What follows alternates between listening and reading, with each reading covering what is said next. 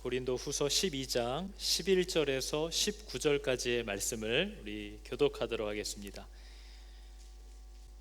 내가 어리석은 자가 되었으나 너희가 억지로 시킨 것이니 나는 너희에게 칭찬을 받아야 마땅하도다. 내가 아무것도 아니나 지극히 크다는 사도들보다 조금도 부족하지 아니하니라.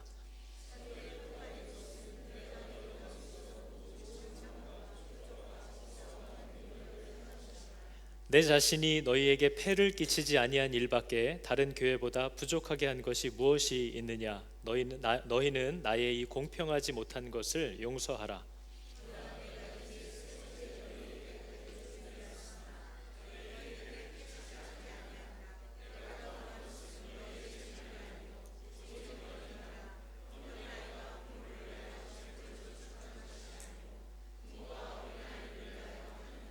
내가 너희 영혼을 위하여 크게 기뻐함으로 재물을 사용하고 또 내 자신까지도 내어주리니 너희를 더욱 사랑할수록 나는 사랑을 덜 받겠느냐?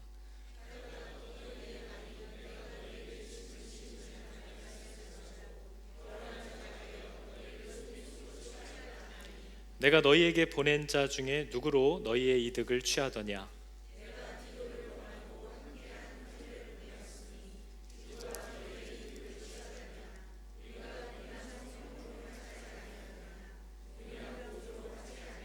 같이 읽겠습니다. 너희는 이때까지 우리가 자기 변명을 하는 줄로 생각하는구나. 우리는 그리스도 안에서 하나님 앞에 말하노라. 사랑하는 자들아, 이 모든 것은 너희의 덕을 세우기 위함이니라. 아멘. 자, 여러분 반갑습니다. 우리 좌우로 이렇게 인사하겠습니다. 오늘 제목이 너무 좋습니다.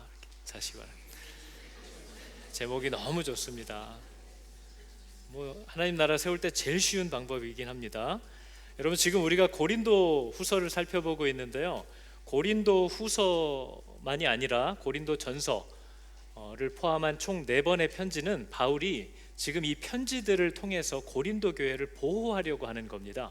고린도 교회를 공격하는 그 악한 영들이 거짓 사도들과 교사들을 통해서 교회의 어떤 부분들과 성도들의 어떤 연약함들을 이렇게 딱딱 찍어서 공격하고 있는지를 바울이 분별을 하는 거죠. 그래서 그 요소들에 대해서 때로는 사랑으로 이렇게 위로하면서 덮기도 하고, 때로는 굉장히 적극적으로 해명하면서 꾸짖기도 하고 하는 이 편지를 통해서 바울이 지금 고린도 교회를, 하나님의 교회를 보호하려고 하는 거죠. 여러분, 우리가 읽은 12장 앞에 부분을 보면 한동안 바울이 내가 이러려고 하지 않았는데 하면서 자기 자랑을 막 하는 일이 잠깐 나옵니다. 내가 이런 말 안 하려고 했는데 나도 고생이라고 하면 니들 못지않게 했고 더 했고, 내가 계시와 환상을 본 걸로만 얘기해도 니네들보다 더 낫다, 이런 얘기를 잠깐 언뜻 비추는 거죠. 근데 바울이 자랑한 그 자랑은 고린도 교회에 숨어있는 그 가짜 사도들의 자랑과는 완전히 질적으로 차원이 다릅니다. 그들은 그들을 드러내려고 하는 자랑이었고, 바울은 이 자랑을 할까 하지 말까, 이것에 대한 기준이 언제나 분명합니다. 바울이 지금 자랑을 하지 않았던 이유도, 이제 와서 자랑을 잠깐 하기로 한 이유도, 내가 어떻게 할 때 하나님이 드러나는가, 내가 어떻게 해야만 하나님이 왜곡되지 않을 수 있는가, 교회가 어렵지 않을 수 있는가, 이게 온통 바울의 기준이라는 거죠. 그래서 여러분, 바울은 그동안 자기를 가리켜서 이런 식으로 표현을 했잖아요. 넘어가질 않아서 마음이 답답하네요. 네, 자기는 지극히 큰 사도보다 조금도 부족하지 않다, 이렇게 얘기를 했잖아요. 근데 이런 자랑을 하게 된 내용도 다음과 같아요. 바울은 그동안 자기를 자랑하지 않았다는 겁니다. 이유는 이런 거예요. 누가 나를 보는 바와 내게 듣는 바에 지나치게 생각할까 두렵다. 하나님이 나를 사용하시는 건데 하나님이 보여주셨으니까 내가 본 거고, 하나님이 그렇게 하게끔 하셨으니까 나를 통해 그런 능력이 나타난 거지, 나는 그냥 너희와 똑같은 사람인데 내가 그런 것들을 섣불리 잘못 말했다가는 너희들이 와, 저 사람 이야, 이렇게 나 원래의 모습에서 지나치게 나를 생각할까봐 그것이 염려가 되어서 나는 말하지 않았고, 너희들만 문제가 아니라 이런 일은 나한테도 위험하다. 하나님이 내 몸에 아주 큰 가시를 하나 박아주셨다는 거예요. 바울이 병이 있었습니다. 괴로움이 있었던 거죠. 근데 하나님이 그걸 고쳐주시지 않았대요. 그러면서 그 이유를 이렇게 얘기하셨다는 겁니다. 여러 계시를 받은 것이 지극히 크므로 너무 자만하지 않게 하시려고. 하나님은 바울이 하나님께 겸손하게 쓰임 받는 종이지만 너무 많은 능력과 계시와 이런 일들이 나타날 때 바울도 자만해질 수 있다라는 것을 하나님은 아신다는 거예요. 그래서 그것을 못하게 하시려고 가시를 주셨다. 그러니까 바울은 온통 이것이 저 사람들로 하여금 하나님만 바라봐야 하는 시선을 나에게로 조금이라도 끌어오게 되는 일이 있지 않을까, 이게 걱정이 돼서 다 감췄다는 거죠. 그러니까 여러분, 바울의 온통 관심은 그거예요. 지금 내가 뭘 받았던, 뭘 경험했던, 뭘 할 수 있던지 간에 그게 중요한 게 아니라, 그게 혹시라도 하나님께로 향해야 할 그들의 마음과 시선을 나한테 이렇게 뺏어온다면 나는 그런 것들은 다 배설물로 여긴다 하는 거예요. 그게 왜 필요하냐, 그게. 그 바울의 초점은 이거거든요. 우리는 우리를 전파하는 것이 아니라, 내가 나를 전파하려고 여기 서 있습니까? 우리가 나 자신을 드러내려고 예수를 따라서 살아나요? 우리는 우리를 전파하는 것이 아니라 오직 그리스도 예수가 우리의 주인이 되셨다라는 그 사실과 그 사실을 드러내기 위하여 우리가 너희의 종이 된다라는 사실을 전파하려고 하는 거다. 이게 바울의 온통 초점이라는 거예요. 너희들이 따라야 하고 주목해야 될 건 내가 아니라 예수가 너희가 따르고 주목해야 할 주인이시라는 그 사실을 너희들이 알게 하기 위하여 너희를 섬기라고 보낸 우리는 종일 뿐이다, 이 사실만을 전파한다는 거예요. 그런데 그걸 방해하는 일들이 나타나는 것이 혹시 내 능력과 경험 때문이라면 그게 뭐가 유익하냐, 그런 능력이라면 얼른 숨겨야지, 그런 잘못된 일을 행하는 거라면 얼른 버려야지, 그게 교회와 하나님의 나라에 뭐가 유익할 수 있겠느냐, 그게 바울의 초점이라는 거예요. 그래서 여러분, 바울은 진짜 많은 걸 받았거든요. 많은 걸 경험했어요. 하나님이 많은 것을 또 알게 하셨어요. 그런데 바울이 그것들을 하나도 드러내지 않기로 한 이유는 다음과 같은 이유라는 겁니다. 이는 내 능력이 약한 데서 온전하여짐이라 라고 하나님이 말씀하셨대요. 그러므로 도리어 크게 기뻐함으로 나의 여러 약한 것들에 대하여 자랑하리니, 바울이 이 약함과 자신의 부족함을 자랑하는 이유는 이 목적 때문이래요. 이는 그리스도의 능력이 내게 머물게 하려 함이라. 내가 어떻게 할 때 하나님의 능력이 내 안에 머물 수 있을까? 내가 약해야만, 내가 드러나지 않아야만 하나님의 능력이 내 안에 머물 수 있구나, 이것을 알게 되니까, 그러므로 내가 그리스도를 위하여 이제 약한 것과 그것 때문에 능욕을 받고 궁핍함을 겪고 박해를 받고 곤고한 일을 당하더라도 그렇게 될 때 비로소 그리스도의 능력이 내게 머물 수 있기 때문에 기뻐하노니, 이는 내가 약한 그때 하나님이 나와 함께 하시기 때문이다. 그게 강한 거 아니냐. 바울의 초점은 내가 드러나냐 혹은 내가 오해를 안 받냐 이런 게 아니에요. 내가 배고픔을 당하지 않거나 사람들의 무시와 박해를 받냐 안 받냐가 문제가 아니라, 받던 안 받던 어떻게 할 때 하나님의 능력이 나한테 머무느냐, 그게 바울의 초점이라는 거죠. 여러분, 우리가 신앙생활을 하면서 바울과 동일한 초점을 가져야 할 줄로 믿습니다.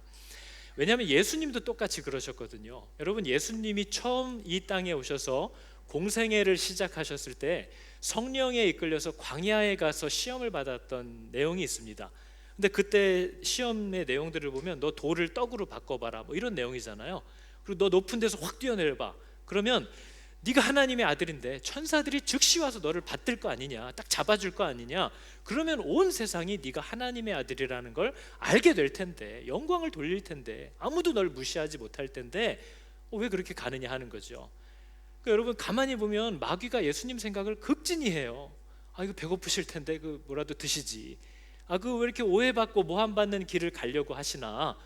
능력 한번 딱 보여주시면 만천하가 와서 절을 할 텐데, 이렇게 걱정하는 것처럼 보여요. 근데 여러분, 예수님의 초점은 바울과 똑같은 거예요.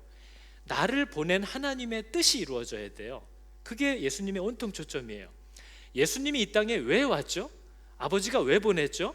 하나님이라는 거 보여주라고 왔나요? 예수님이 이 땅에 오셨던 이유는요, 우리 인간이 죽어야 할 그 죄를 대신 지고 고난을 받다 죽어야만 해요. 그러려면 인간이어야 돼요.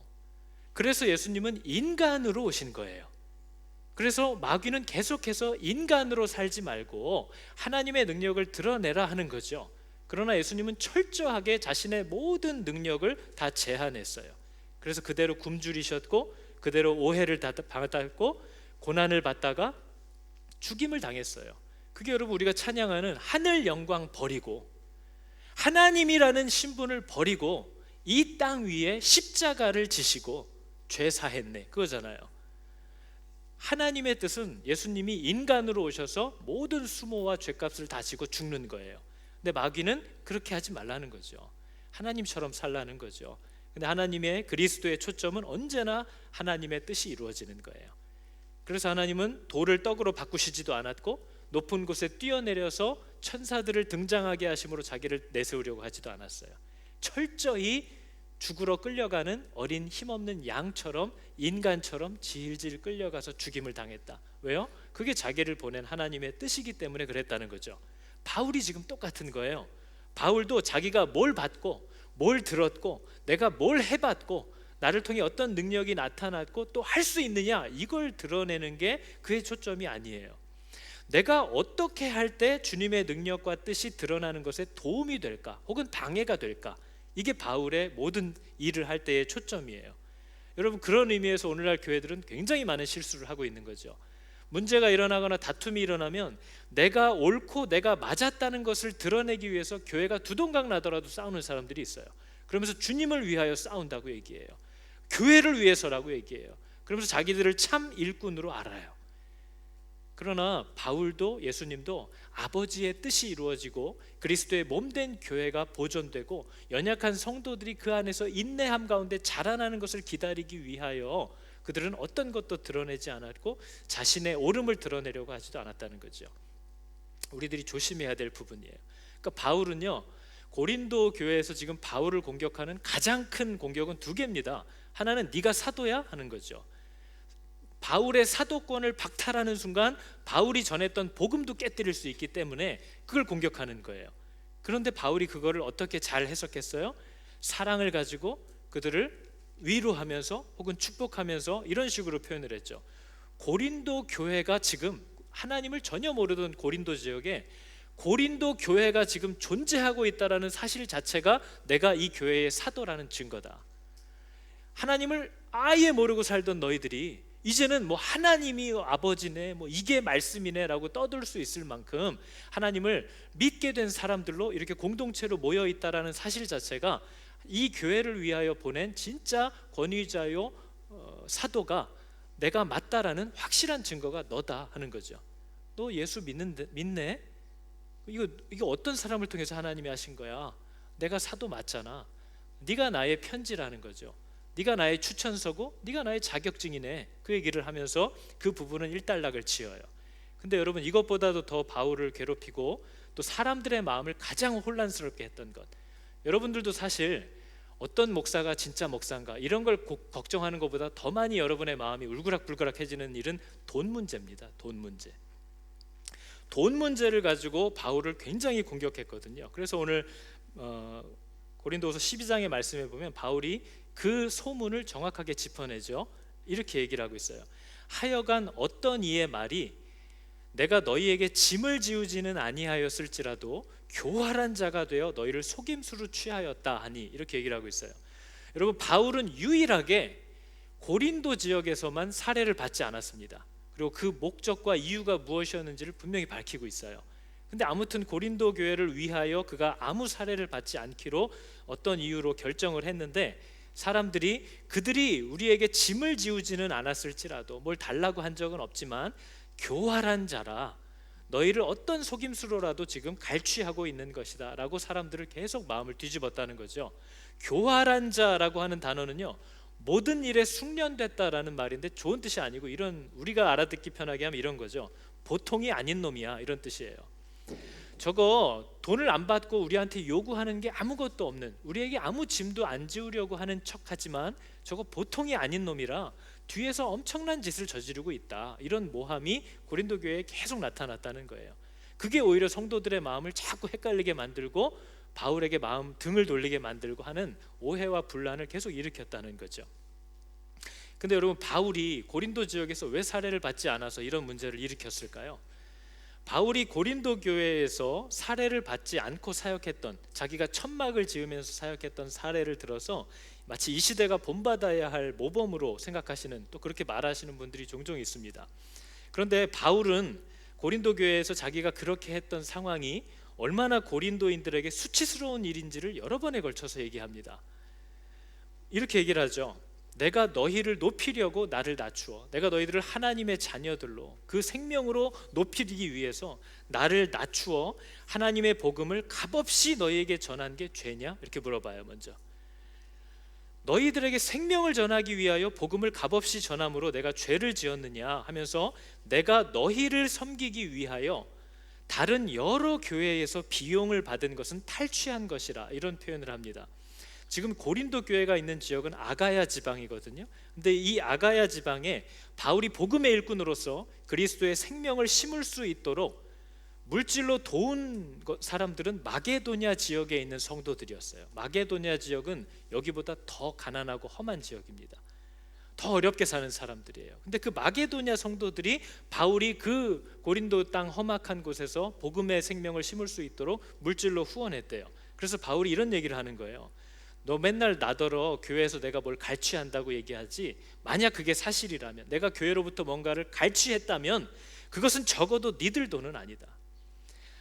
내가 지금 갈취했다고 만약에 얘기할 수 있는 돈은 헌신된 마게도냐 성도들의 사랑의 연보를 내가 갈취했다고 하면 갈취했다고 말할 수 있는 거다. 그러나 적어도 너희 것은 아니라는 거예요. 그래서 이렇게 설명을 하죠. 또 내가 너희와 함께 있을 때 비용이 부족하였으되 아무에게도 누를 끼치지 아니한 이유는 마게도냐에서 온 형제들이 나의 부족한 것을 보충하였음이라. 내가 모든 일에 너희에게 폐를 끼치지 않기 위하여 스스로 조심했고 또 조심하리라, 이 얘기를 하고 있어요. 그러니까 여러분, 이게 정기 후원을 받았다는 게 아니고요, 바울은 고린도 지역의 교회들의 그 성도들의 모습을 봤을 때 이 교회를 세우기 위하여 가장 문제와 논란이 될 수 있는 것이 돈이라는 것을 알았다는 거예요. 사람들이 그 부분에 전혀 준비가 되어 있지 않다는 거죠. 그래서 그게 방해를 받지 않게 하려고 1절 그것을 끊었다는 거예요. 그래서 다음 절에 이렇게 얘기를 합니다. 나는 내가 해온 그대로 앞으로도 할 거다. 고린도 교회에서는 돈을 받지 않겠다는 거예요. 나는 내가 해온 그대로 앞으로도 하리니 기회를 찾는 자들이 그 안에 있기 때문이라는 거죠. 어떻게 해서든지 돈 문제로 오해를 만들고 분란을 일으키려고 기회를 찾는 자들이, 그들이 자랑하는 일로 우리와 같이 인정받으려고 하는 기회를 끊으려 함이라. 바울을 쫓아내려는 사람들은요, 돈을 갈취하려고 하는 거예요, 성도들의. 그래서 그들이 그런 마음을 먹지 못하도록 고린도 교회에서 자기는 일체의 사례를 받지 않는다는 거죠. 왜냐하면 그들은 돈이 없으면 달려들지 않거든요. 고린도 교회에서는 복음의 믿음의 뿌리가 내리게 하기 위해서는 악한 자들이 언제나 돈 문제로 방해할 거라는 것을 알기 때문에 무슨 모함을 하고 어떤 회유를 하여도 이 지역, 이 교회에서는 돈을 받지 않기로 했다 하는 게 바울의 결정이라는 거예요. 그러면서 이렇게 질책합니다.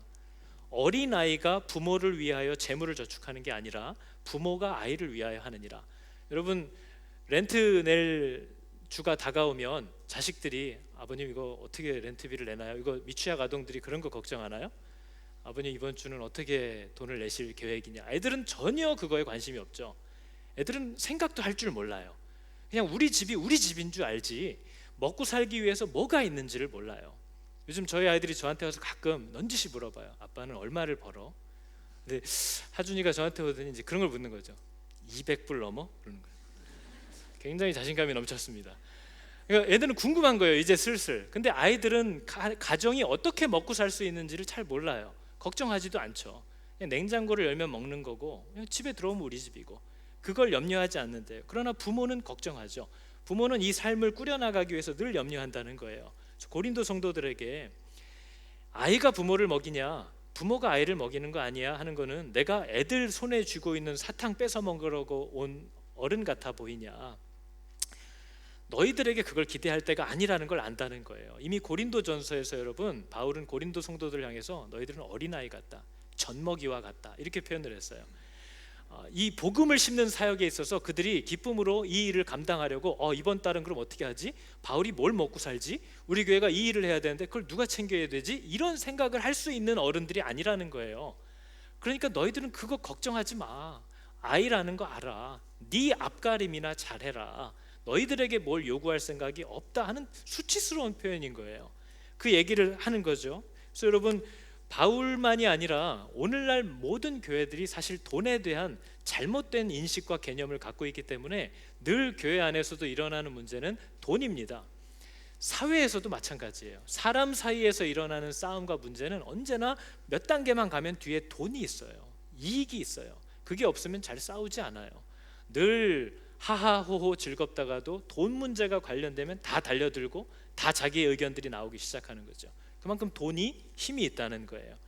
여러분, 돈에 대한 성경적인 시각, 하나님이 말씀하신 기준을 회복하는 게 왜 중요하냐면, 하나님에 대한 잘못된 인식은 굉장히 많은 것들을 병들게 합니다. 하나님이 누군지를 잘 모르면요, 하나님이 아주 우스운 사람인 줄 알고 사는 사람들은 진짜 많은 문제를 일으키죠. 또 어떤 사람은 하나님이 정말 무서워서 가까이 갈 수도 없는 사람이라고 오해하는 사람들, 하나님을 잘못 인식하는 사람들도 많은 어려움을 당하고 문제를 일으킵니다. 사람에 대한 잘못된 인식을 갖는 사람들도 많은 문제를 일으키고 상처를 받아요. 성경은 사람을 뭐라고 얘기하죠, 여러분? 신뢰하거나 의지할 수 있는 대상이 아니라는 걸 분명히 얘기해요. 그러나 그 사람에 대한 인식을 바르게 갖지 않으면 언제나 우리는 상처받고 문제를 일으키는 거죠. 내가 널 믿었는데 사람이 어떻게 그럴 수가, 사람이 어떻게 그렇다고 늘 얘기하고 있거든요.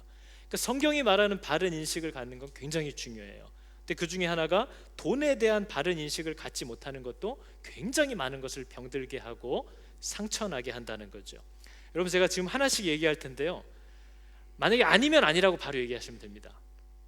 맞으면 맞고요.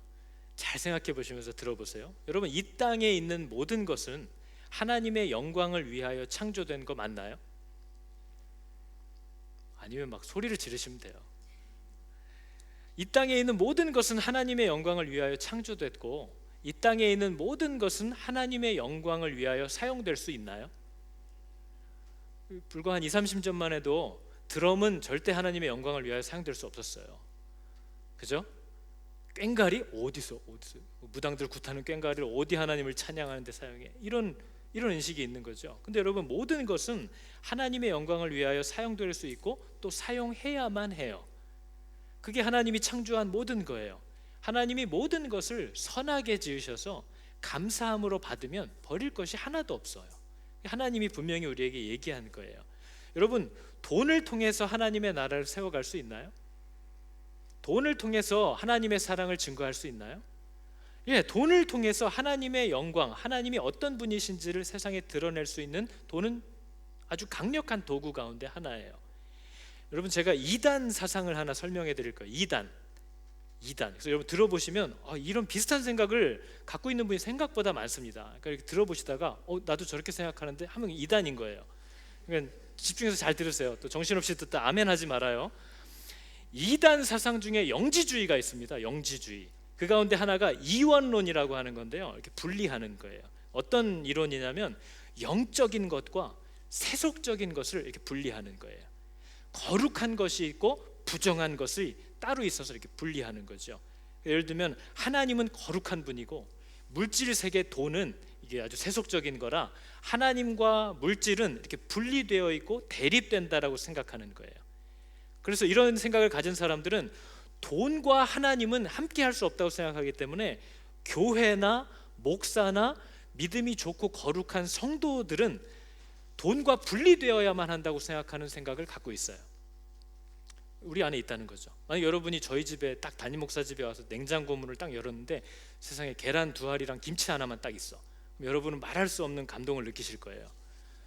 내가 이래서 이 교회를 다녀, 그죠? 야, 세상에 이렇게 거룩할 수가 있나? 다음날 왔는데 또 고기라도 하나 들어있으면 또 시험 드는 거죠. 탐욕스럽고. 이게 우리 안에 알게 모르게 들어와 있다라는 거예요. 이런 생각들이. 지금 이단 사상에 대해서 얘기하는 거예요. 근데 여러분, 하나님이 우리에게 사용하도록 주신 돈은 하나님이 누구신지를 나타내고 하나님의 우리를 향한 사랑과 위로를 전달할 수 있는 굉장히 강력한 도구예요. 제가 지금 몇 가지 또 얘기할 텐데 틀리면 틀리다고 하세요. 뒤에 가서 딴 얘기하면 다 신고할 거예요. 하나님은 돈으로 당신의 사람들을 세우시나요? 혹시 예수 믿는 사람들 중에 자기는 이 자리에 오기까지 10원 한 장 쓴 적이 없다, 손 들어보세요. 내가 이 자리에 살기까지 나는 10불도 써본 적이 없다, 그런 일이 없죠. 하나님은 우리들을, 사람들을 먹이고 세워가실 때 돈을 사용하셨어요. 하나님은 돈을 통해서 교회들을 세워가셨고요, 돈을 가지고 아픈 자들을 고치시고요, 상처받고 낙심한 자들을 위로하셨어요. 돈은 그것을 대하는 사람의 의도에 따라서 굉장히 영적일 수도 있고요, 굉장히 세속적일 수도 있어요. 예수님이 이 땅에 오셨을 때 기도로 먹고 살지 않으셨습니다. 예수님은 이 땅에 오셨을 때 사서 먹었고 성도들의 도움으로 받아서 먹었어요. 하나님의 성막을 지을 때 마술로 딱 나타난 게 아니에요. 하나님의 성막은 성도들의 금과 은과 각종 보석과 진귀한 천과 향품들로 지어졌어요. 그래서 하나님의 성막을 보면 하나님이 어떤 분이신지를 알 수 있었고요, 하나님께 사람이 나아갈 때는 어떤 자세와 태도와 절차를 거쳐서 가야 하는지를 성막을 통해서 알게 하셨어요. 그것은 성도들의 돈으로 지어진 거예요. 복음을 전하는 사역자들과 이 땅에 가난하고 어려움을 만나고 비천한 상황에 처한 자들을 천사들이 날아와서 입에 먹을 걸 넣어주는 게 아니에요. 하나님을 사랑하는 사람 성도들의 돈으로 그들을 입히고 먹인 거예요. 돈은 하나님께 사람으로 하여금 감사하게 만드는 최고의 도구라는 것을 성경은 계속 보여줘요. 우리가 읽은 고린도서도 마찬가지입니다. 이렇게 얘기하죠. 그가 흩어, 그는 하나님입니다. 그가 물질을 흩어 가난한 자들에게 주었으니, 어떻게 물질이 흩어서 가난한 자에게 갔을까요? 하나님의 사람들이 순종했기 때문이죠. 그들에게 주신 것들을 흩어서 가난한 자들에게 주었으니 그의 의가 영원토록 있느니라. 가난한 자들은요, 하나님이 살아계셔서 나의 이 궁핍함을 아시고 이렇게 내가 먹고 살 수 있는 양식을 내게 전달해 주신 것을 보면서 하나님이 의로우시고 나를 주목하고 계시고 나를 사랑하고 위로하고 계신다는 사실을 알게 된다는 거예요. 그리고 다음 절이 뭐라고 얘기하죠? 그들이 우리로 말미암아 하나님께 감사하게 하는 것이라. 그 사랑을 받은 자들이 하나님께 감사하게 된다는 거죠. 여러분도 많이 경험해 보시지 않았나요? 여러분, 저는 목사라서 아마 더 그럴 거예요. 어떤 분들이 가끔 집에 와서 음식을 놓고 가시면서 이런 얘기를 하실 때가 있어요. 목사님, 내가 아침에 이걸 먹는데 갑자기 생각이 나서 이거 주라고 하시나 해서 놓고 가요. 그러는데 전도사 때나 어려울 때 생각해 보면 그분에 대한 감사도 있지만 하나님이 나를 부르신 분이 이 길을 계속 갈 수 있도록 나를 돌아보시고 우리 가족들을 살피시는구나 하는 위로를 받게 돼요. 그게 하나님이 돈을 통해서, 물질을 통해서 하시는 일들이라고 우리가 알고 있는 거죠.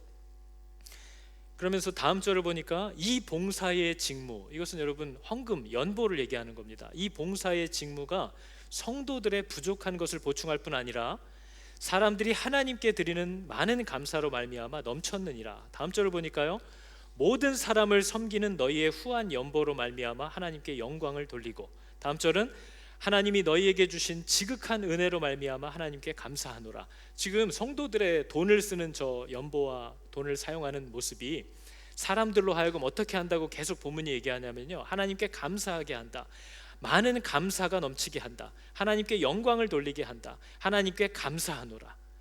돈이 사람으로 하여금 하나님께 감사하게 하고 하나님께 영광을 돌리게 하고 하나님께 사랑을 고백하게 하더래요.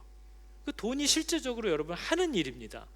그것이 하나님의 방법과 뜻을 따라 사용될 때 얼마나 강력한 능력이 되는지를 저와 여러분이 모르는 게 아니라는 거죠. 그러니까 여러분, 돈은 물질 세계만을 보면서 살아가는 사람들, 하나님을 모르는 사람들에게 있어서 가장 잘 보이는 거예요. 돈은 믿지 않는 사람들은 저와 여러분의 예배 드리는 태도를 보면서 뭐라고 하지 않습니다. 이 교회는 사도신경을 해 안 해, 이걸 가지고 교회를 욕하지 않아요. 믿지 않는 사람들이 눈에 유일하게 보이는 것은 교회가 믿는 사람들이 돈을 어떻게 쓰느냐 하는 거예요. 그게 그들의 눈에 유일하게 보이는 거죠. 그 말은 돈이 어떻게 사용되는가를 보고 사람들은 저 사람들이 믿는 대로 행동하는지 안 하는지를 정확하게 분별할 수 있는 거죠. 여러분, 우리가 돈을 쓰는 걸 보면 우리가 어떤 가치관을 갖고 있고 뭘 중요하게 여기고 있는지가 우리 돈이 사용되는 것으로 제일 정확하게 드러납니다. 그죠? 이건 누구도 부인할 수 없어요. 돈은 우리의 마음을 상대방에게 전달할 때 아주 강력한 도구입니다. 너무 당연한 거잖아요. 그게 저 사람을 속이려거나 저 사람의 어떤 나중에 뒤에서 뭔가를 이렇게 얻어내려거나 하는 그런 음흉한 마음이 아니라 그냥 단지 내 마음을 정말 저 사람에게 전달하고 싶은 태도와 마음을 가졌을 때 돈을 사용하잖아요. 그럼 그것은 굉장히 힘있게 그 사람에게 다가갑니다. 이게 아니라고 생각하는 청년들이 있으면 결혼할 때 서로 항만 접어서 주고받기 바랍니다. 일체 선물을 주고받지 말고 마음만 있으면 되는 거니까. 그러나 저렇게 돈도 없고 한 남자친구가 아르바이트를 해가지고 뭐라도 하나 사갖고 왔어요. 그러면 그 마음이 거기 전달이 되잖아요. 그죠? 그 돈은 중심과 진심을 전달하는데 굉장히 좋은 도구예요. 그것을 하나님의 뜻대로 사용할 때 돈은 굉장히 강력한 복음의 도구가 된다라고 성경은 얘기하고 있는 거죠. 그러니까 바울이 돈에 대한, 헌금에 대한 이 개념을 정확히 설명해 줄 때 딱 두 가지로 설명합니다. 바울이 말하는 돈은, 첫째, 돈은 하나님을 위해서 쓰는 게 아니다 하는 걸 얘기해요. 여러분, 돈을 어떻게 하나님께 드립니까? 돈을 어떻게 하나님을 위해서 쓰죠? 하나님은 돈을 쓰시는 분이 아니에요. 그런 돈은 사람들을 위해서 사용되는 것이라는 것을 바울은 계속 얘기해요. 그래서 바울이 가는 교회마다 연보를 계속 얘기하는 겁니다. 왜냐하면 우리 가운데 환난을 당한 자들이 있고 하나님이 우리에게 부탁한 바 복음을 전하는 일을 해야 되는 사람들이 있는데 돈이 필요한 거예요. 그것이 성도들에게 요청되는 거죠. 그리고 그것이 얼마나 유익하고 얼마나 사람들을 위로하고 사람들에게 하나님이 누구신지를 전달할 수 있는 강력한 도구가 되는지를 계속 얘기해요. 그래서 여러분, 우리가 뉴질랜드에서 살면서도 나라에 세금을 내는 것은 그 돈을 자신다 아던에게 다 주는 게 아닙니다. 그죠? 국가에 세금을 내면 그 돈은 국민들을 위해서 잘 사용되어지는 거예요. 그리고 국가에 들여진 돈이 사람들을 위해서 잘 사용될 때 사람들은 그 나라를 사랑하고 그 지도자에게 감사합니다. 우리가 하나님의 나라를 세워가는 것도 돈이 하나님의 뜻대로 잘 사용돼야 돼요. 근데 그게 어디를 향해서 사용돼야 되냐? 사람에게 사용돼야 한다는 거예요. 성도의 모든 돈은 사람을 위해서 사용되는 거예요. 사람들을 세우고 사람들을 위로하고 사람들을 고치고 하는 그 일에 돈이 사용될 때 세상 사람들까지도 그 나라를 바라보게 되고 그 왕을 사랑하게 된다는 거죠. 이게 여러분, 하나님이 성도들에게 맡긴 거예요. 그래서 여러분, 바울이 둘째로 설명하는 것은 돈이라는 것은 우리의 소유가 아니다, 내게 아니야 라는 것을 얘기하면서 하나님이 저와 여러분을 뭐라고 부르는지를 이렇게 설명하는 거죠. 여러분, 고린도후서 9장 10절을 보면요, 하나님이 저와 여러분을 부를 때 심는 자라고 부릅니다. 여러분, 저와 여러분이 이 땅에서 왜 살까요? 저와 여러분은 왜 이 땅에 태어나서 살죠? 그냥 여기서 어떻게든 그냥 재밌게 살라는 건가요? 하나님은 저와 여러분에게 생명을 심는 자들로 보내셨어요.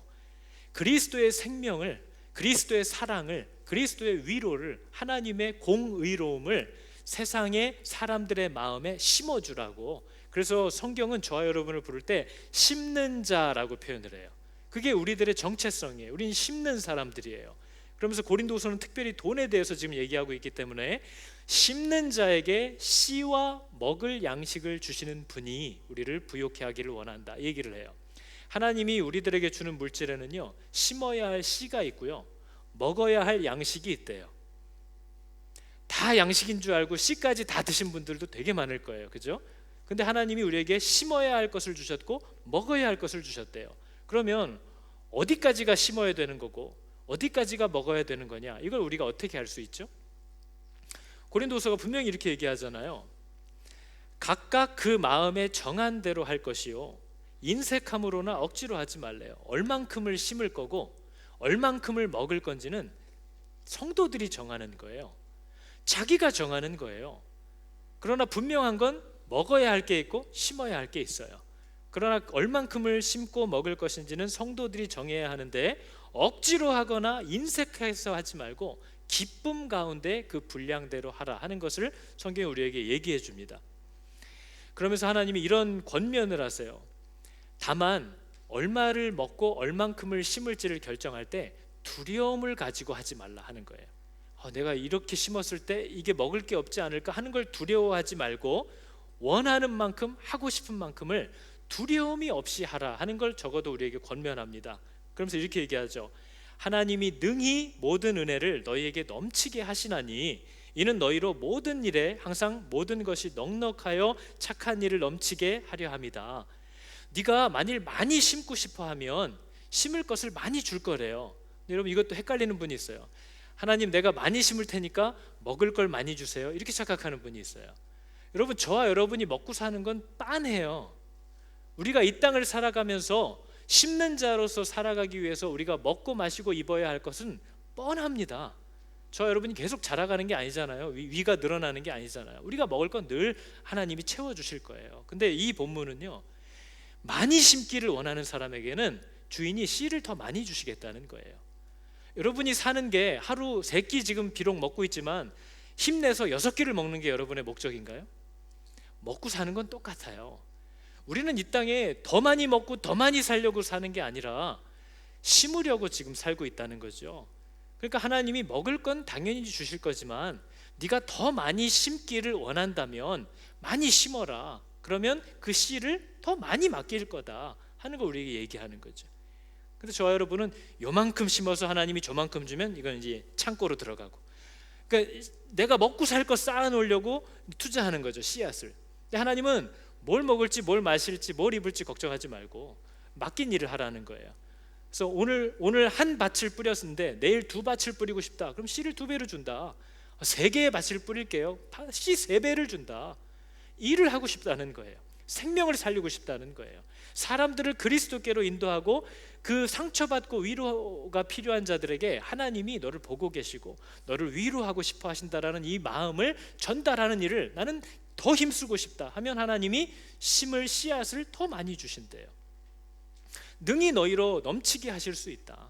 그래서 네가 심고 싶은 만큼 넉넉하게 심을 수 있도록 하나님은 너를 도와주실 것이다 하는 것을 얘기하고 계시다는 거죠. 많이 심으려고 하는 자들에게는 심을 것을 주시되 풍성하게 주신다 하는 걸 얘기하고 있어요. 많이 심으려고 하는 자들에게는 심을 것을 주시되 풍성하게 주셔서 더 많은 의의 열매를 맺게 해주신다. 더 많이 먹고 살라는 게 아니고요. 뭐 얼만큼 먹고 살겠어요. 우리가 많이 먹어봐야. 많이 심게 해주신다. 그러면서 이렇게 표현을 하죠. 이것이 곧 적게 심는 자는 적게 거두고 많이 심는 자는 많이 거둔다 하는 말이다. 먹고 사는 문제를 얘기하는 게 아니고요. 많이 심는 자는 많이 거두게 되고 열매가 나타나고 적게 심은 자는 적게 나타날 것이다.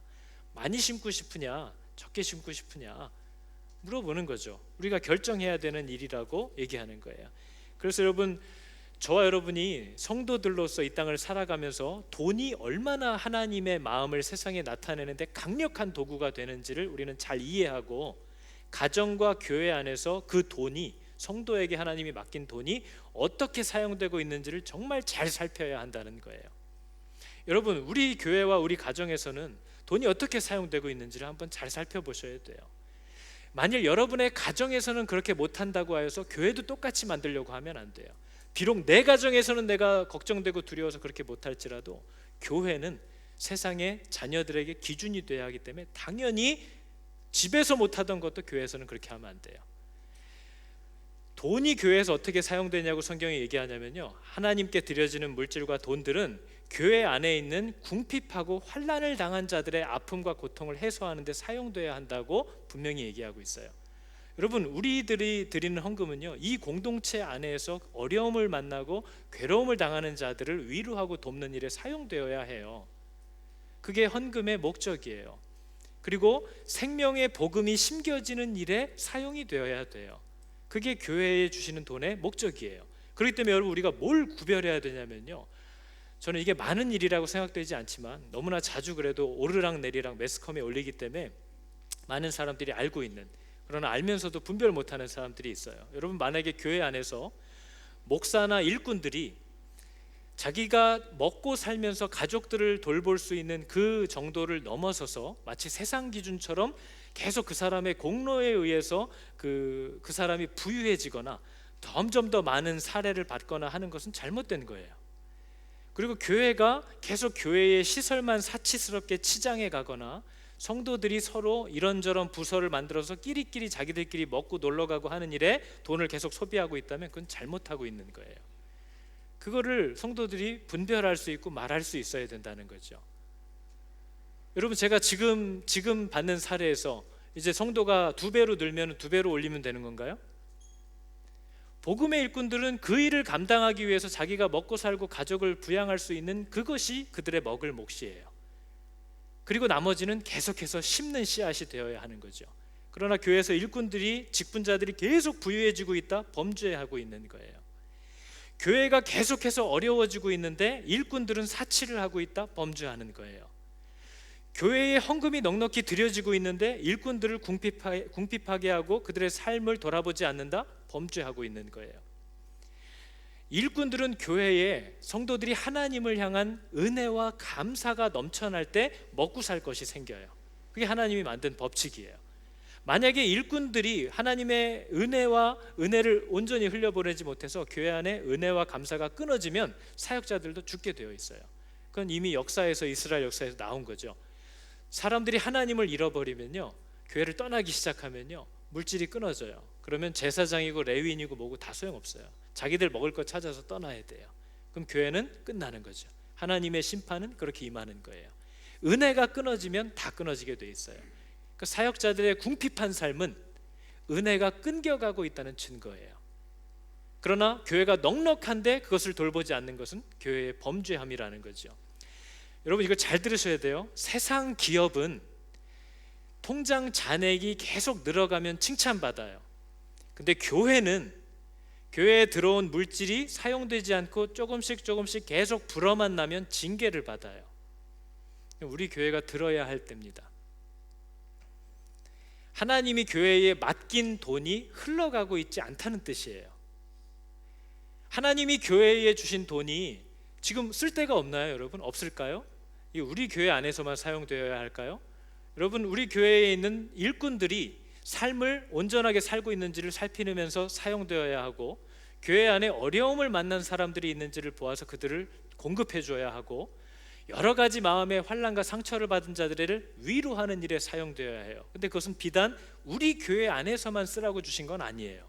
지금 마게도냐 지역의 교회들이요, 예루살렘과 고린도에 있는 형제들을 위해서 그들이 더 어려운 극빈의 삶을 살면서도 그 물질을 그쪽으로 보내고 있는 거예요. 우리 교회에 주신 돈이 지금 통장에 계속 쌓여가고 있다면 지금 징계를 받아야 되는 때예요. 이 돈이 이 뉴질랜드 안에서 복음을 심는 자들 가운데 어려움을 만나고 있는 사람들에게 지금 즉시라도 흘러가야 돼요. 우리 교회 안에 일꾼들의 삶을 돌아봐야 돼요. 우리 교회에 환난을 받은 자들을 찾아가야 돼요. 이 땅에 어려움을 만나고 있는 사람들을 부지런히 찾아서 사용해야 돼요. 근데 여러분, 이것은 진짜 부지런하지 않으면 힘들어요. 여러분, 돈을 사용하는 게 얼마나 힘든지 몰라요. 여러분, 통장에 있는 돈 하루 안에 다 써라 그러면 좀 머리 터질 거예요. 쌓아놓고 있으면 든든하고 마음 편한데 그걸 다 써야 된다고 하면 어디다 써야 될지를 알지 못해요. 그냥 길에다 막 던지지 않는 한 이걸 누굴 주지? 어디다 쓰지? 뭘 해야 좋지? 더군다나 하나님의 뜻을 따라 사용해야 될 돈이 계속 쌓여간다는 건 말할 수 없는 부담과 짐이에요. 근데 사용되어야 한다는 거죠. 여러분, 우리가 지난 코로나가 사태가 처음 발발했을 때 마이 패밀리 헌금 제도를 부탁드린 적이 있습니다. 그때 정말 제가 이렇게 마게도냐 성도들처럼 오히려 더 절박한 분들이 마음을 드리는 모습들을 계속 보게 됐어요. 굉장히 많은 헌신을 성도들이 하셨어요. 그래서 지금 전액 다 돌아갔습니다. 근데 여러분, 이게 처음 시작됐을 때에도 한 청년이 저에게 전화를 해서 이번 일로 갑자기 어려움을 당하게 된 다른 청년이 있는데 그 사람에게 이걸 좀 전달해 줄 수 있을까요? 부탁하는 것을 보고 제가 너무 감사하면서 기도할 때 하나님이 주셨던 마음이에요. 교회가 성도를 먹이면 된다고 얘기하신 거죠. 그래서 그때 시작한 거죠. 물론 여러분, 어려운 사람을 찾는 것도 쉽지 않고 그 사람이 정말 어려운 걸 알게 되어도 그것을 상처받지 않게 전달하는 것도 너무 힘든 일입니다. 그것도 원치 않는 것을 행할 수는 없죠. 그러나 교회가 함께하게 한 공동체의 어려움을 돌아봐야 한다는 것을 하나님이 우리에게 알게 하시는 거죠. 교회의 재정은 그렇게 사용되어야 한다는 거예요. 여러분, 적어도 우리 교회가 앞으로 세워져 갈 때는, 우리 교회에 세워지는 직분자들과 제가 함께 일을 할 때에는 적어도 우리 교회는 돈을 사용할 때 복음의 일꾼으로 자기와 가정을 하나님께 드린 자들에게 하나님이 전달하려고 하는 위로를 틀어막는 교회가 되지 않아야 한다는 겁니다. 그것은 비단 우리 교회만이 아니라 주변 교회들의 사역자들을 돌아보는 것에서도 똑같아요. 그리고 하나님이 우리 교회 공동체 안에 궁핍함을 당하고 환난을 당해서 위로가 필요한 가정을 향하여 돈이 흘러가는 것을 차단하는 교회가 되면 안 돼요. 교회의 재정은 다 그렇게 사용해야 되는 거죠. 그리고 더 나아가 교회 주변 지역사회에 하나님의 마음이 전달되기를 원하는 것이 차단되거나 거기에 귀를 막고 있으면 안 된다는 거예요. 교회는 그날 그해 하나님이 부어주시는 물질을 심어야 돼요. 쌓아두면 안 돼요. 그것은 지극히 세상적인 방법이에요. 하나님을 신뢰하는 것에서 통장을 신뢰하는 것으로 넘어가는 거죠. 씨와 먹을 양식을 주시겠다고 하신 분이 풍성히 더 많이 심기를 원하면 더 많이 심을 것을 주시겠다는 약속을 신뢰하지 못하는 믿음 없음이 우리들로 하여금 그런 짓을 하게 만든다는 거죠. 그래서 여러분, 성도는 세상의 빛이다 하는 걸 우리가 알 수 있습니다. 성도가 세상에서 빛이 되어야 하는 거지 이 안에서 뭘 하려는 게 아니에요. 극심한 가난을 겪고 있던 마게도냐 성도들이 오히려 자기들보다 부유한 고린도 교회를 향하여 연보를 했는데, 바울의 표현에 의하면 이렇게 했대요. 그들이 힘대로 할 뿐 아니라 힘에 지나도록 자원하여 이 은혜, 헌금을 은혜라고 표현합니다. 이 은혜와 성도 섬기는 일에 그들이 참여했는데, 그렇게 할 수 있었던 이유를 다음과 같이 표현합니다. 그들이 먼저 자신을 주께 드리고 또 하나님의 뜻을 따라 우리에게 주었도다. 아니, 자기도 힘들 텐데 어떻게 저렇게 할 수 있지? 근데 여러분, 마게도냐 성도들은요, 자기 자신을 주께 다 드렸대요. 먼저 헌금을 얼마 할까가 먼저가 아니라 자기를 먼저 주께 다 드리고 나를 드린 그 주인의 뜻을 따라 그냥 행동할 뿐이라는 거예요. 그게 그러한 일이 가능했던 일이라고 바울이 소개를 해요. 여러분, 저는 여러분들이 여러분의 가정과 이 지역사회 세상에서 성도로 빛으로 소금으로 사는 것에 모든 힘을 다 쏟는 게 정당하다고 생각해요. 그 말은 여러분들이 꼭 교회에 헌금을 하지 않아도 진짜 하나님의 말씀대로 뜻을 따라 그 돈을 사회를 향하여, 여러분이 살고 있는 세상을 향하여, 또 내가 맡고 있는 자녀들을 향하여 말씀대로 믿음대로 얼마든지 사용하셔도 된다는 거죠. 저는 그걸 적극적으로 추천하고 전념하시기를 권면하는 겁니다. 여러분의 물질을 여러분들이 만약에 잘 사용할 수 있다면 세상에서 그렇게 쓰시라는 거예요. 교회들로서, 성도들로서. 이게 중요한 거예요. 그게 사실 교회의 모든 성도들이 해야 할 일이에요. 근데 그러면서 동시에 성도들이 그러한 빛과 소금의 삶을 가정과 세상에서 살게 하기 위하여 이 교회 공동체가 필요해요. 그래서 그러한 삶 더하여 이 교회가 성도들을 그러한 교회들로 세우는 사역을 감당할 수 있도록 이 교회 공동체를 섬기는 사역에 자신을 드리고 그 안에서 하나님의 뜻을 따라 전적으로 순종하며 물질을 그 용도로 사용할 수 있도록 내어드리는 자들에게 교회가 직분을 부탁하는 겁니다. 저는 여러분들이 세상에서 돈을 어떻게 쓰는지, 어떤 식으로 살고 있는지 저는 알지 못해요. 제가 초능력자가 아니죠. 그렇게 살면 충분해요. 그렇게 사시기를 권면합니다. 그러나 그 일을, 그런 성도들로 사람들을 세우기 위하여 일해야 하는 이 교회 공동체를 위하여 또 특별히 헌신된 마음을 주시는 사람들이 있어요. 그 사람들은 교회가 복음을 심는 일과 사람 돌보는 일을 할 수 있도록 그들의 물질을 온전하고도 기쁘게 드리는 자들이라는 거죠. 그리고 하나님 중심의 삶을 살려는 자들이고, 예배 중심이 무엇인지를 아는 사람이고, 말씀 중심으로 살아가려고 늘 말씀 앞에 자기를 내어놓는 자들이에요. 교회는 그것을 검증해서 사람을 세우는 거예요. 그러니까 여러분, 교회 안에서 꼭 직분을 맡지 않아도 된다니까요. 여러분은 빛과 소금으로 우리 모든 성도들은 세상에서 그렇게 살아가시면 돼요. 교회에 꼭 헌금 안 하셔도 돼요. 그 돈을 잘 쓰시고 계시다면 세상에서 그렇게 복음을 위하여, 사람들을 위로하기 위하여 쓰시면 돼요. 그러나 적어도 교회의 직분은 이 교회 공동체를 향한 특별한 또 마음이 있기 때문에 여기에 자신의 마음을 내어드리는 자들이어야 한다라는 거죠. 그래서 여러분, 제가 초능력자가 아니라 여러분들의 신앙이 진실된 건지 아닌지 전 모릅니다. 그래서 교회는 가장 기본적으로 성경이 요구하고 있는 직분의 자격 조건과 총회 헌법이 명하고 있는 내용들을 따라서 사람들을 검증하여 그냥 세울 뿐이에요. 뭐 누구를 세워도 비슷합니다. 그러나 하나님께 부탁하는 거죠. 예를 들면 이런 것들이에요. 이 사람이 예배 중심의 삶을 살고 있는가? 교육, 말씀을 양육받는 자리에 나아오는 자인가? 그리고 그들의 물질을 온전하고도 기쁘게 드리고 있는 자들인가? 봉사와 친교와 구제의 일에 힘을 쓰는 자들인가?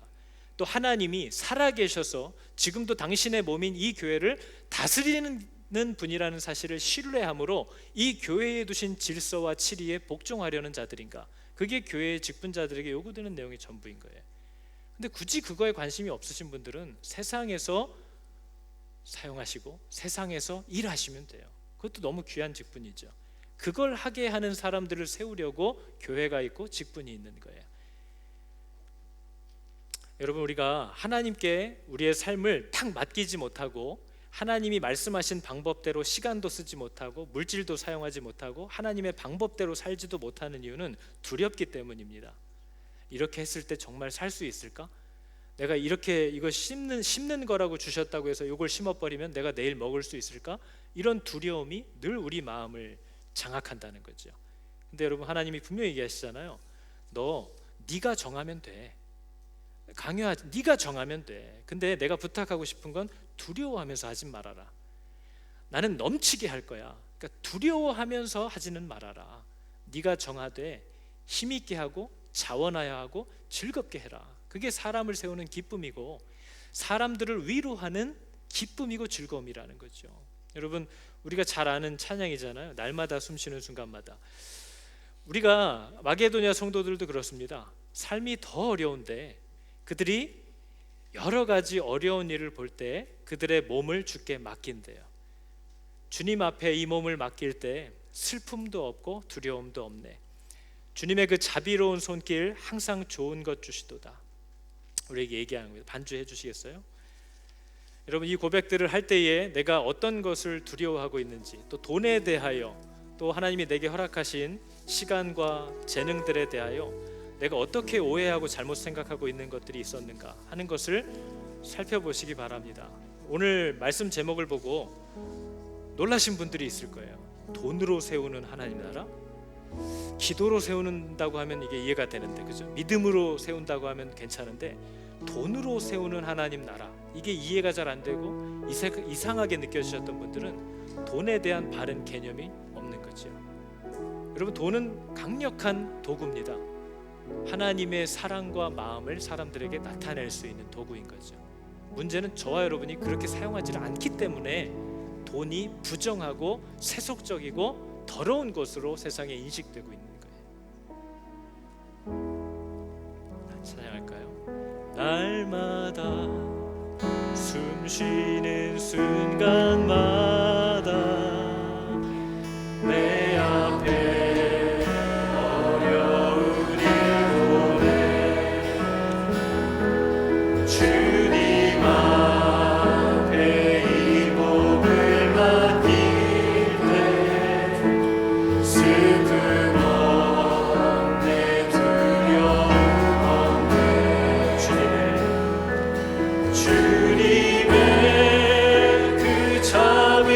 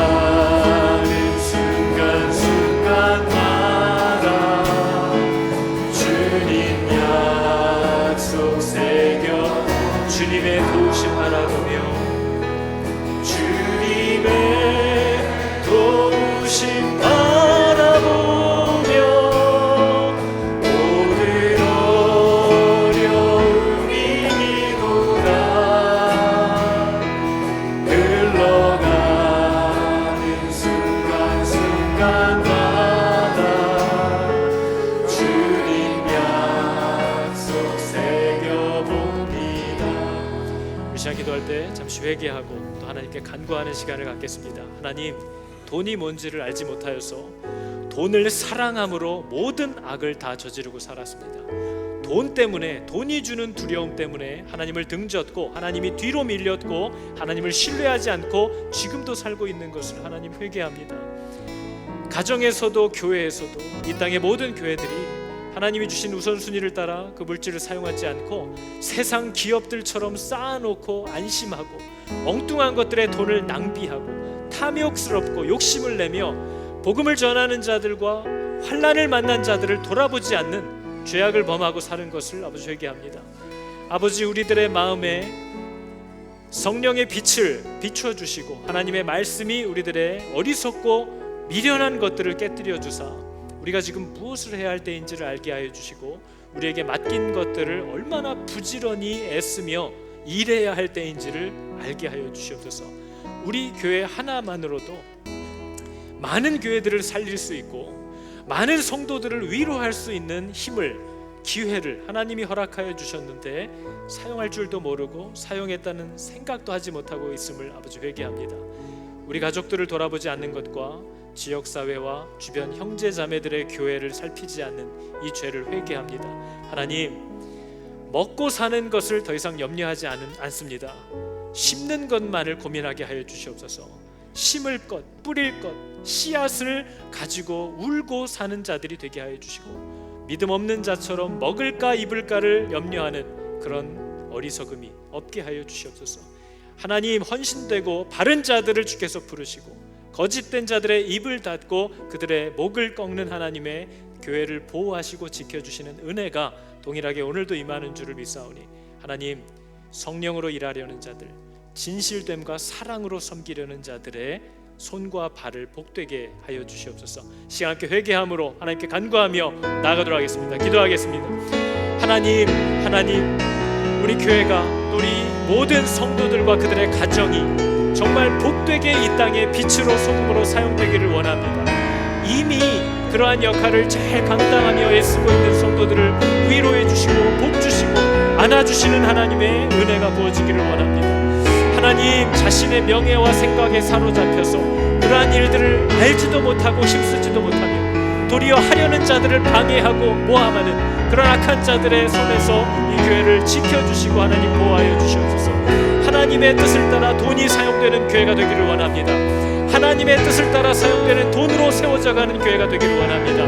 하나님, 돈으로 사람들에게 하나님이 누구신지를 알릴 수 있고 돈을 사용하여서 사람들의 상처받은 마음을 위로하고 하나님의 진심과 중심을 잘 전달할 수 있는 아버지, 그런 복된 교회가, 그런 복된 성도들이 다 될 수 있기를 원합니다. 아버지, 우리의 연약함을 아시는 하나님, 우리 안에 있는 잘못된 생각과 기준들을 하나님이 부수시고 새롭게 하여 주사 오직 하나님만 하실 수 있는 그 놀라운 일, 이 시대의 교회들을 통하여 하시려는 하나님의 그 일들을 힘있게 잘 감당할 수 있는 우리 교회, 이 땅의 모든 교회들 다 되게 하여 주시옵소서. 아버지를 의지하고 하나님을 신뢰하오니 하나님, 우리를 붙잡아 주시옵소서. 하나님, 주님, 우리에게 맡기신 많은 것들, 특별히 오늘 살펴본 돈에 대하여 내가 너무나도 바른 기준을 갖지 않고 있고 돈이 하나님보다 앞에 있다는 것을 하나님 부인할 수가 없습니다. 돈이 주는 두려움이 하나님의 말씀의 두려움보다 더하고 그리하여서 늘 하나님을 신뢰함을 잃어버리고 돈을 사랑함이 내 모든 죄와 악의 근원이 되어서 끌려다녔던 것을 하나님 회개합니다. 돈이 악한 줄로 알고 돈은 세속적인 줄로만 알았습니다. 하나님, 돈에 대한 하나님의 개념과 말씀 기준을 잘 회복하게 하여 주사 돈이 얼마나 아름답게 사용될 수 있는지를 잘 보여주는 교회와 성도의 가정들 다 되게 하여 주시옵소서. 먹고 사는 것 때문에 심기를 포기하는 믿음 없음이 있지 않기를 원합니다. 하나님, 복되게 하여 주사 교회가 세상의 소망이라는 것을 저희로 경험케 하여 주시옵소서. 우리 교회 안에 함께하게 하신 복음의 일꾼들과 또 보내주실 사람들, 그리고 이미 있는 어려움과 환난을 당한 자들, 또 재정적으로는 부유할지 모르지만 그 마음이 죽음과 같은 시간을 보내고 있는 자들에게 물질이 얼마나 많은 하나님의 사랑과 위로를 전달할 수 있는지 우리로 경험케 하여 주시옵소서. 바라옵기는 이것이 흘러넘쳐 오클랜드 지역에 또 뉴질랜드 안에 있는 많은 복음의 일꾼들을 위로하고 격려하고 교회들을 세우고 돌아보는 일에 하나님이 마음껏 쓰실 수 있는 그러한 교회가 되게 하여 주시옵소서. 여호와는 내게 복을 주시고 너를 지키시기를 원하며 여호와는 그의 얼굴을 비추사 은혜 베푸시기를 원하며 여호와는 그 얼굴을 너에게로 향하여 드사 평강 주시기를 원하노라. 아멘.